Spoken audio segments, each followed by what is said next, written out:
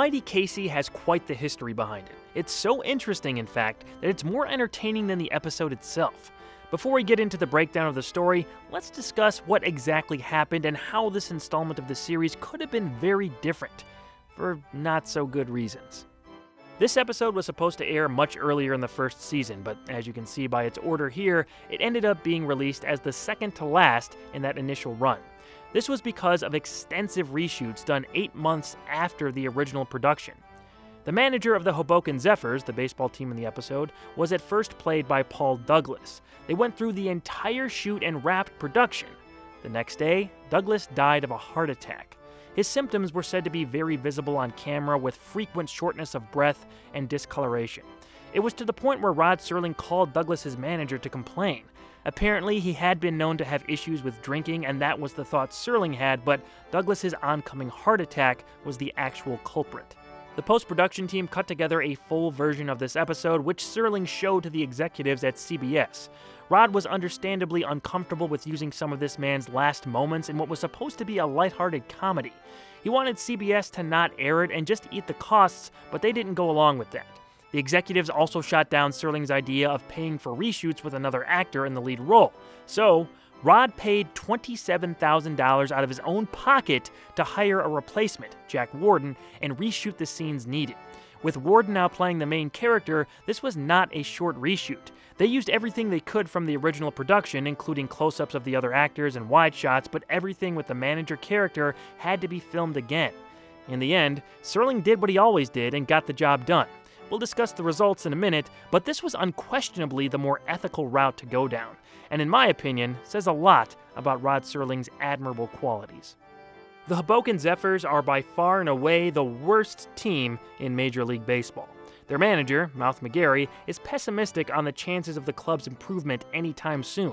One day, he's approached by a Dr. Stillman, who brings in a young man named Casey for a pitching tryout. Casey proves to be like nothing the manager has ever seen, and that's when Stillman tells McGarry the truth. Casey is a robot. McGarry agrees to take on the humanoid machine as his new ace pitcher as long as Stillman keeps quiet about what he really is. The doctor concurs, and Casey leads the Zephyrs on a huge win streak. But when he's beamed in the head by a ball a few months into his run, the team doctor examines the pitcher. Naturally, he discovers Casey isn't exactly what he appears to be. This is one of the only episodes with 2 directors credited. Alvin Ganzer led the original production with Paul Douglas, but was unavailable for the reshoots. Robert Parrish was then brought in to finish the scenes with Jack Warden in the central role.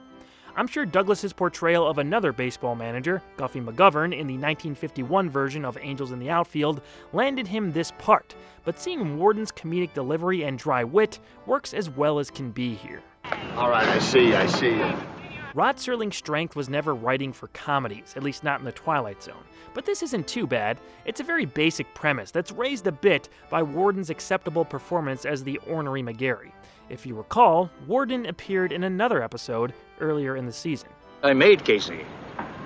I built him. He's a robot. Not a robot! This guy just can't get away from robots. Robot! Right, robots. The Lonely is without a doubt a much better, more memorable episode. The Mighty Casey has a few charming moments, though. The actors do a fine job, and as a baseball fan, it was nice to see Rod take on a story featuring the sport. They even shot this episode at Wrigley Field. No, not that dump. The Los Angeles version that was torn down in the late 60s. Minor league teams played at the park the most, and movies and TV shows used it frequently. When I was a kid, I used to watch reruns of the old Home Run Derby show on ESPN Classic, and they shot at this very stadium during the same time period, so it was nice to discover that little connection. After Casey is beamed by a comebacker, which is not seen on screen even though they show him get hit in the head earlier, and the doctor discovers he's not human, the commissioner is brought in to disqualify him from playing. But McGarry and the general manager, Beasley, try to convince the commish that Casey is basically human. They decide what's missing is a heart.